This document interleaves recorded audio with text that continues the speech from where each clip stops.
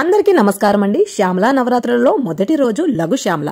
ఇంతకీ శ్యామలాదేవి అంటే ఎవరు? మాతంగియే రాజశ్యామల. శ్రీ లలితా పారాభట్టారిక స్వరూపం కొలువు తీరినప్పుడు మహామంత్రిగా కుడి పక్కన ఉండే తల్లియే ఆమె. శాక్తేయంలో బుద్ధికి విద్యకి ఆమెను సేవిస్తారు. ఆమెను సేవించడం ద్వారా అనితర సాధ్యమైన సాహిత్యము, తెలివి, జ్ఞాన సముపార్జన సిద్ధించగలవు.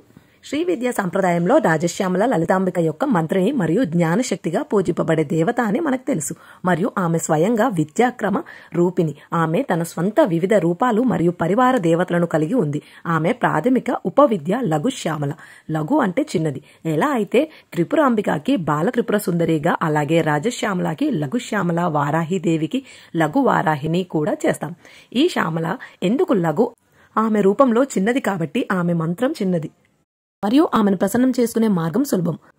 మాతంగముని దేవి గురించి తపస్సు చేసినప్పుడు ఆమె రాజశ్యామలాగా కనిపించింది మరియు అతని కోరికపై ఆమె లఘు మాతాంగి రూపంలో అతని కుమార్తె అయ్యింది. కాబట్టి ఆమెకి మాతాంగ కన్య అని పేరు పెట్టారు. ఆమెకు 12 సంవత్సరాలు అప్పుడే ఎదిగిన అమ్మాయి రూపంలో కనిపిస్తుంది. ఆమె యుక్త వయసు, ఎర్రటి చారలు ఉన్న తెల్లని వస్త్రాన్ని ధరించి అనే వీణను మరియు పువ్వుల నుండి సేకరించిన తేనెతో నిండిన పుర్రె కప్పును పట్టుకుని ఉంది. ఆమె రంగు పచ్చలు. ఆమె పెద్ద కళ్ళు తేనె, వైన్ కారణంగా మత్తుగా ఉన్నాయి.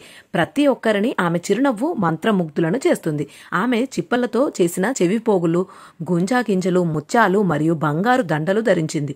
ఆమె కొన్ని రూపాల్లో నెమలి ఈకలను ధరించింది. కదంబవనంలో నివసిస్తుంది. ఆమె జీవన శైలిని మార్చకుండా అన్ని వర్గాల ప్రజలు ఆదరించిన తల్లి. ఆమె ఉచ్చిష్ట చండాలని అనే పేరు పొందింది. అలాగే మిగిలిపోవడం ద్వారా కూడా ఆమె ఆనందాన్ని పొందింది. ఆమె లఘు పూజకి కూడా శీఘ్ర అనుగ్రహం ఇస్తుంది. లఘు శ్యామలాంబిక శ్రీ పాదుకాం పూజయామి నమః. శ్రీ మాత్రే నమః.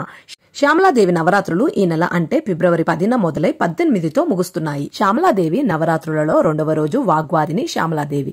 అది ఇంకో వీడియోలో షేర్ చేస్తాను, తప్పకుండా చూడండి. ఈ వీడియో కనుక మీకు నచ్చినట్లయితే లైక్ చేయండి, షేర్ చేయండి. మరొక మంచి వీడియోతో మీ ముందుంటాను. Thank you for watching.